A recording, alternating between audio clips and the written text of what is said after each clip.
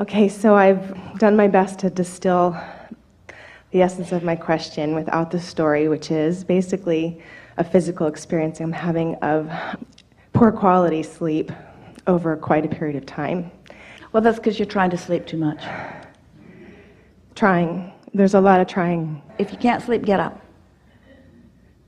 Because when you can't sleep and you try to sleep, you practice not being able to sleep. Right. Pretty obvious, isn't it? So as you say, well, I can't sleep, therefore I'm not going to sleep, and then you just focus on things that take the path of least resistance. The path of least resistance when you can't sleep is not trying to sleep. That's the path of greater resistance. Does that make sense? A little bit of sense? It does. It's hard to imagine getting up when the thing you're wanting the most is to be able to fall asleep. It's hard to imagine. But let's talk about that. The thing I want the most in that moment is to be asleep because, why? What I'm wanting is to feel rested and vital in the following day. But you see, you have no power in the following day. All of your power is right here and now. So what you're saying is, I need the path of least resistance for tomorrow, and the path of least resistance for tomorrow is to be rested. But you can't do anything about tomorrow. You can only choose your path right here and now. Mm-hmm. That's like embarking on a 1,200-mile journey and trying to figure out what turn you're going to make at the end instead of what you're going to do right now. That's like looking at the screen on your navigational system instead of where you're at. You ever find yourself doing that? Hey, you almost hit that car. He wasn't on my screen.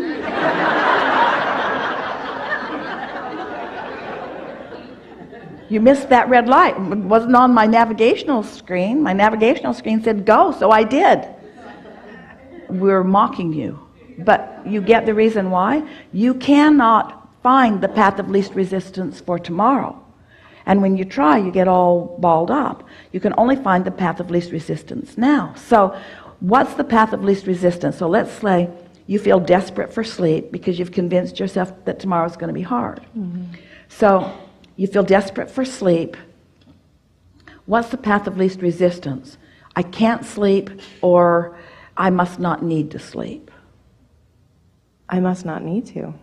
Now, that was a hard choice for you, but it was a choice that you made that is in alignment with where you would be in that situation. Mm-hmm. Must not need to sleep. Which is the path of least resistance?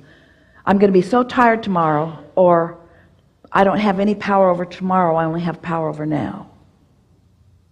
Which is the path of least resistance? I can't sleep, or it's nice to just lie here. Mm-hmm. Which is the path of least resistance?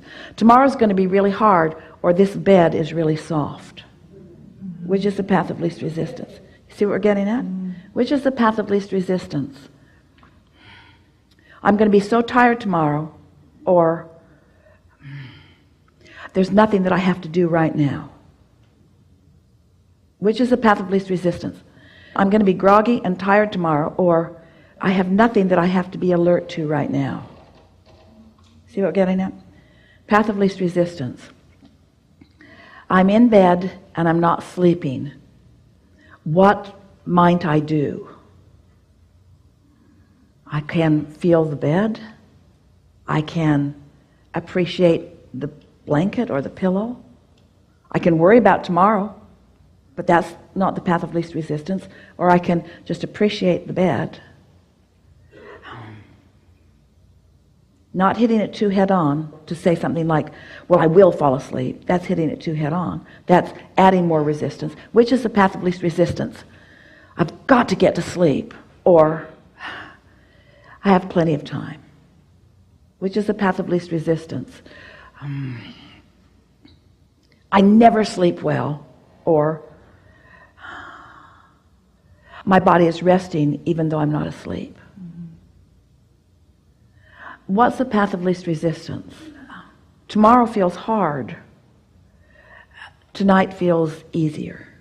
Sometimes when Esther awakens, because she's finding she requires less and less sleep all the time, so she'll awaken, and part of her says, it's too early to wake up, which is resistant. And then another part of her thinks, I'll just lie here and think pleasant thoughts. And so now she's convinced herself, by choosing path of least resistance, of the luxury of just being able to choose thoughts. Ooh, so great. Nobody's making any requests of me. There isn't anything that I need to be doing. So when you think in terms of vibration, we're talking about turning vibration into things. We're talking about the progression of vibration. And then the next is thought and emotion. And then the next is impulse to act. So when you think about that evolution of vibration and thought, and you're awake and you're realizing there's no action that I have to do. I don't have to get up and do anything. There's nothing that I have to do. And I can't tonight in my bed do tomorrow. I can't do tomorrow right now. That would be like wanting to know where to turn when you're leaving Interstate 10, getting onto Interstate 8, when you're still 500 miles from that turn. You don't need to think about it yet. What are you thinking about, that turn? Is it coming up? Yeah, in 512 miles. You want to talk about anything else? No, I'm just focusing on that turn. It's beautiful out today, isn't it? Don't talk to me. I don't want to lose track of that turn. I don't want to miss that turn. So that's what a lot of you do. And that's what keeps me up. You're trying to fix things where you have no power. And it's trying to watch, am I falling asleep? I really want to fall asleep. Is it happening?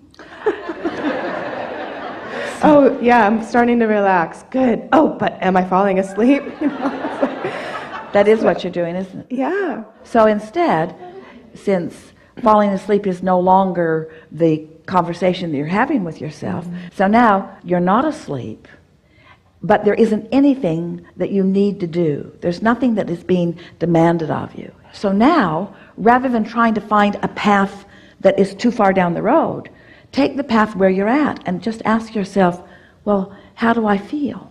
How do I feel? Or what thoughts can I think? Since I'm not asleep, maybe I can just think. Maybe I can just think some thoughts. And then start reaching for some thoughts that feel good. And what you'll notice, we've been saying, think about the bed, pretend that it's a sponge and that you're absorbing into it. But some of that just feels silly to you because you know you're not a bubble being absorbed into a sponge. And so those thoughts are not very satisfying. So you have to find some thoughts that just feel good. It's fun to have something that where you're not, that you can think about. But it's not the pressing presence of it or absence of it. In other words, it's not about whether you can actually do anything about what's going to happen tomorrow. It's about finding a thought about anything, yesterday, now, or later, that feels good to you when you're thinking about it. And in order for it to feel good to you, it has to have no resistance in it. So you want to go as general as you can go.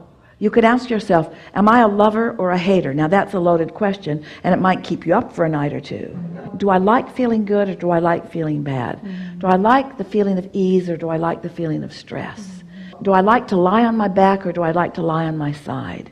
Am I more comfortable with my pillow this way or with my pillow this way?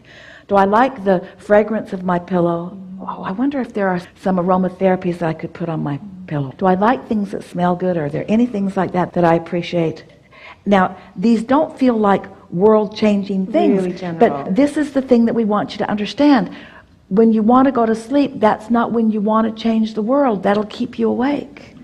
In other words, trying to do something that you can't do now. So you're wanting to be present in the now. What's my reason for being here? My reason for being here, you don't need sleep. Your body likes rest. Your bodies are resting right now. The reason that you want sleep is because in sleep you stop momentum, which means resistance really slows down while you're sleeping. And that's what you're desperate for. But you can do that whether you're asleep or not. And once you show yourself that, you'll sleep. Oh, Abraham, that sucks. I want to sleep so I won't be resistant, and you're telling me don't be resistant and I'll sleep. And we say, yeah, that really is the way that it is. But then you'll just get the rhythm of it until you know that feeling. You have that feeling where you wake up and you really don't have to get up. And you barely are awake and you just relax right back into your slumber. that delicious feeling of being almost awake but not really awake, and being able to go right back to sleep. And on the other end of that is being desperate for sleep and not being able to. And so what you're reaching for are just feelings of well-being. What kind of things feel good? Do you like to put your body in ice cold water? No. Do you like to step into a nice warm bath? Do you like to have a little chill on your body and put on your robe right out of the dryer? Do you like that comfortable feeling of that warm clothing? See what we're getting at? You're looking for feelings of ease, feelings of being nice to yourself. Do you like the flavor of a really good wine? Or do you like the taste of something that is just so good?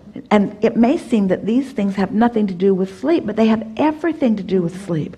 Because what you're wanting to do is give yourself permission to focus on good feeling things. And as you give yourself permission to focus on good feeling things, now your resistance just subsides and you find yourself in the receptive mode. And then all kinds of good feeling things, and eventually only good feeling things, are yours. Really good. You're so much closer to this than you know. Just be easy about it. Thank you. And we appreciate you staying awake during this conversation. Good time for a segment of refreshment.